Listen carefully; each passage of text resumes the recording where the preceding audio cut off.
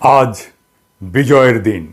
এই ঐতিহাসিক মুহূর্তে আমি পরম শ্রদ্ধাভরে স্মরণ করছি আমাদের শত শত শহীদদের, যাদের রক্তে রাঙানো পথ ধরে এসেছে আমাদের প্রিয় মাতৃভূমি বাংলাদেশের দ্বিতীয় স্বাধীনতা। আমি মোবারকবাদ জানাচ্ছি আমাদের অকুতোভয় বীর ছাত্রছাত্রীদের, যাদের মহাকাব্যিক সাহসিকতার তুলনা সাম্প্রতিক ইতিহাসে নেই। আমি গভীর সমবেদনা জানাচ্ছি সকল পিতামাতাকে, যারা তাদের প্রিয়তম সন্তানকে হারিয়েছেন।